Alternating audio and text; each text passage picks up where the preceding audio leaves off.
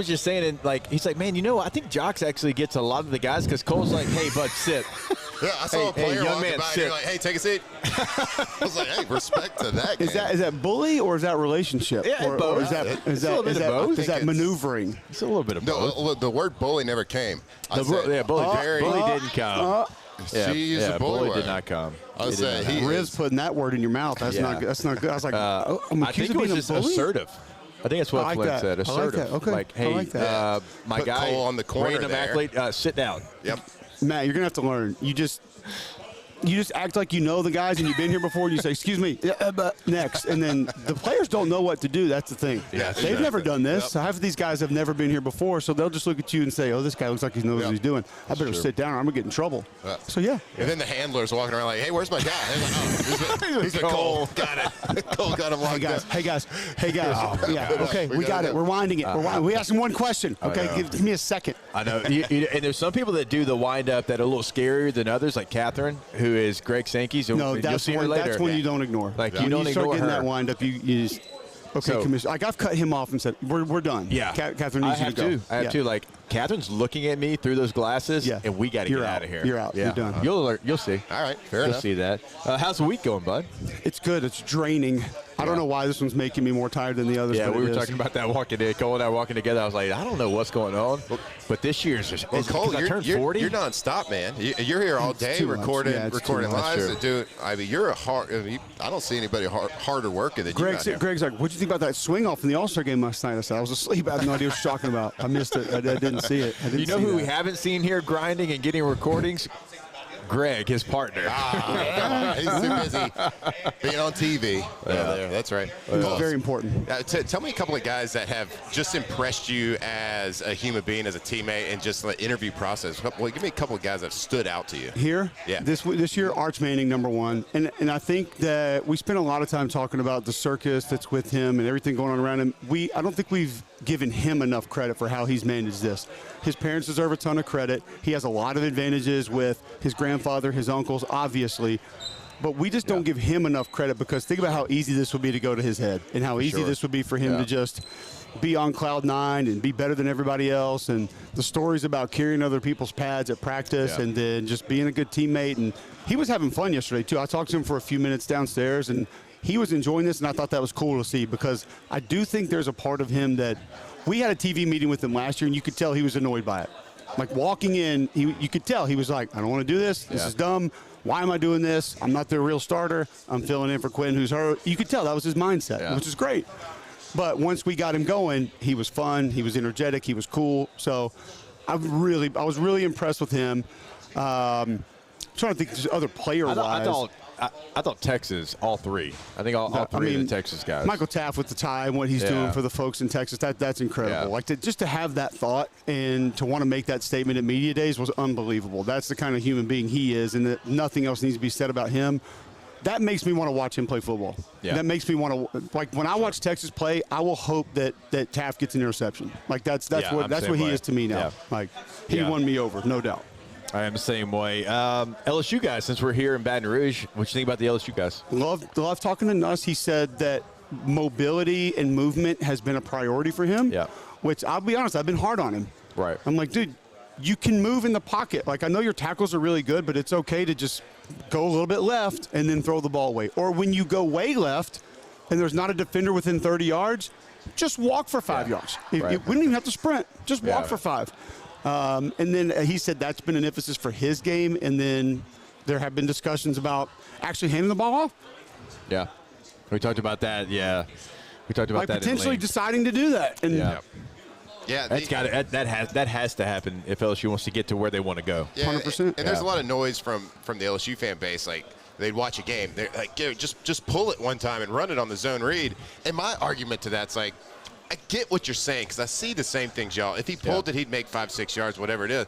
Like, but it's Garrett Nussmeier. Like you don't run a zone read with Tom Brady back there, right? Like just don't run the zone read. No, but I'll equate it to this. Well, first I would say with him, I don't think you have to have that kind of an offense. And with Jarrett Stidham at Auburn, they didn't need that kind of offense either. But Gus Malzahn was going to run it. Right. He would pull one every now and then and just I don't want to call it running, but moving. I don't want to call what he was doing moving running. a little more rapidly, Yes. and all of a sudden His it's arms like and legs would 6 go into yards, motion. 4 yards, 8 yards, Right. and just what that does to the defense, Yeah. I think, is necessary at times. I really do believe that. How did we get a chance to get you off air this long?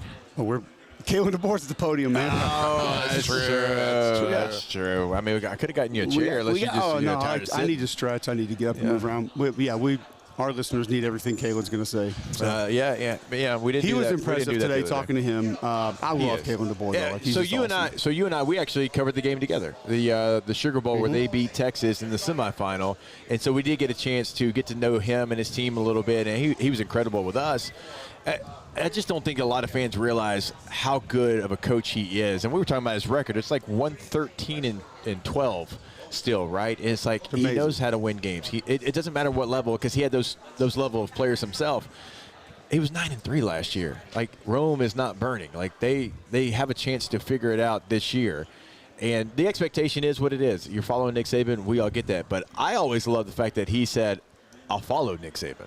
Not a lot of people do that. He doesn't shy away from it. He knows what it is. He welcomed all the pressure that was going to come with it, and I think that's his confidence that he has.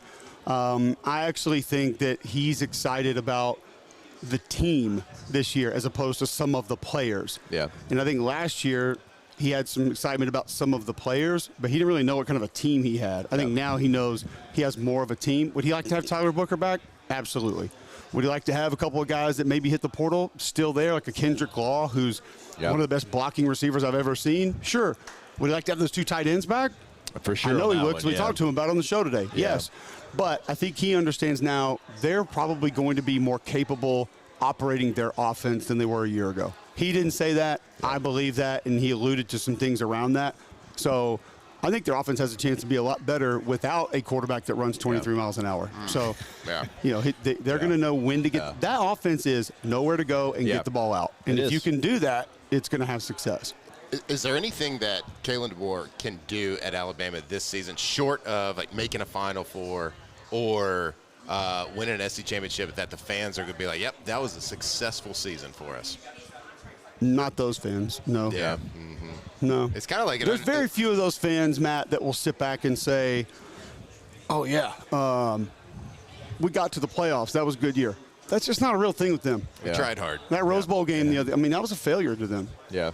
And it didn't help when the quarterback from the previous year, when they won the SEC but didn't win the national championship, came back and said, last year was a failure, and that's how I view it. Yeah. I mean, Bryce Young sat down with us at Media Days. He's actually right over there. And he was like, last year was a failure. And I was like, dude, don't do that to yourself. Yeah, come on, man. Come on. You had a hell of a year last year. Y'all won the SEC. Like, don't say that. Is there some Alabama fans, Cole, that no matter what he does, one, he's not Nick Saban, and two, he's not from the area? And you know what I mean. Like, he's he's not from the Southeast. He didn't grow up in the SEC. He didn't go to coaching SEC teams. Like, he ain't kind of built by Bama. Exactly. Yeah, right. You guys know this. It's amazing how quickly it can shift. Yeah. Because there were a lot of those conversations after the season, a lot of those conversations when the portal window opened. But you guys are probably, I know you guys don't follow it like we don't really follow it, but you've seen what's been happening in that program the last month and a half. Yeah. 5-star, 5-star, 5-star. Right. All of a sudden, he's right back on par with Nick Saban. Right. So glad we got him. Yeah. Man, that guy can coach. He can coach, man. That's our guy. That's our guy. It's like, they hadn't coached anybody. They just recruited some kids, But, like, that's how, I mean, it literally, it can nosedive in a minute, and it can escalate through the roof in the next minute. It's just that's where they are. He knew what he was getting into there, right? When he signed that there's contract. no doubt. Yeah, I mean, I think he does a very good job of blocking a lot of that out. Yeah. He doesn't see it. He doesn't hear it. He knows what the job is. Yeah. But all the peripheral BS, he doesn't let that get to him. All right. We had a chance real quick to talk to you about Auburn and Hugh Freeze and maybe what they have to do. Like, what is – because, like, look, you know how media day is, Cole. Like, you get here, it's like – how many different people have told me, after 2 years he's got the same record as Brian Harsin. They tried to have a coup to get Brian Harsin out of town. Like, I've had 17 people on Media Row ask me that question. What is, like, the expectation there, and, like, what does Hugh have to do to maybe quiet some of the noise? Just win. And I'm beginning to think he has to win the opener. Because I think that's not an easy one, yeah. It's not. On the road it's actually a really hard one. This is going to be a blackout. They got billboards all over the place. Yeah. They're bringing RG3 and Chip and Joanna Gaines are going to be there. They're talking about it. Like they're blowing this thing Is up. Alvin Flynn, former Baylor quarterback, going to be there? They're making Chip this and game Joanne. massive. And Greg told me last week at Big 12 Media Days he was there that Dave Aranda's like, we know what this is. This is an SEC team. We know what this can do. We know what this is. I don't think Auburn fans have an appreciation for how good Sawyer Robertson is, for how good that team is. Now you're taking an air raid guy. They're going to keep some of the stretch zone stuff, so they're going to mix and match that. You don't know really what you're going to get from that offense and what it's going to look like. There's a couple week 1 games. Like everybody knows Clemson's hard. Yeah. But I'm just telling you, Tennessee, Syracuse, you better be really careful. I talked about that one yesterday. Auburn, Baylor, Tennessee, you better be really careful with that game. Yeah. So there's a couple early, like Florida is going to be fine. They're playing the Sharks. Did you know Long Island? Did you know they had hand up? I knew they had baseball. New to me that they had football. They played somebody like 2 years ago, and I remember seeing it. It's the only reason I knew. And the only reason I knew they were the Sharks because I investigated when I looked at Florida's schedule this year. I think they have to get that game because if they don't, then I think things start to get, oh, man, what's going on? And they start to get a little iffy. Yeah. But if he wins a couple of big games and has a positive season, he'll be fine. Yeah. If they struggle, not good. Yeah. And to your point about Baylor, I mean, they ended the season against LSU, so they're certainly not going to back down from SEC Look at this. lore. The graphics person didn't even know I was coming on. That's getting it done right there. How about Seriously. that? Shout out to Taylor back in the studio. Taylor, good job having a mind and thinking for yourself. He also said, can we get my guy a chair? No, I'm good. I actually need to squat down like this and stretch the legs. Saigon squat. Yeah. Hey, we just found out yesterday. Well, this knee doesn't go all the way. We have we don't have the flexion in this knee. Yeah, we so. get that. Yeah, we found out yesterday that you share our passion with sports cards. Yeah. And well, I was pretty fired up to hear about this. Yeah, But like, tell us what's the best card that you own? What's your like? His you grail. look at Yeah. My grail that I own is a Lou Alcindor rookie. That's pretty good. I haven't gotten it graded, so I'm kind of afraid to get it graded because I'm afraid it's going to come back like a 2 or a 3, and I'll just be really bummed. Yeah. But I have one. And then one I just showed you guys yesterday, the signed Joe Thomas, the T, the H, the O, the M, the A, and the S, all signed by him. I have the patch cards of his last name because now I just do O-line cards. I do have a 1-of-1 Superfractor Jason Kelsey, which is probably going to be in there also. Cool. So, and then I have, you guys will love this one. I need to show you a picture of this one. My favorite card that I have, because the Lou Alcindor is cool, but my favorite card, because it was my team, and I've told you stories about him in college before and how he was presented to us. I have a Nike swoosh patch. Yeah. 1 of 2 Alan Faneca signed. Let's go. Look at that. Yeah. That's Our listeners cool. will appreciate that. Faneca was my guy with the Absolutely. Steelers, and when I was in college, we would watch LSU's offense against other defense, and Rick Trickett would say, Why can't y'all do what Faneca's doing right here? Look at this guy. He's just walking about the hole. Why can't you do this, Cubelic, you sorry son of a... Hey, look at him. He's 7 yards down the field. And I was like, Coach, God made one of those. I wasn't it. I wasn't it. I wish I could do those things. Yeah, like Coach, he's too good. Pro Football Hall of Famer.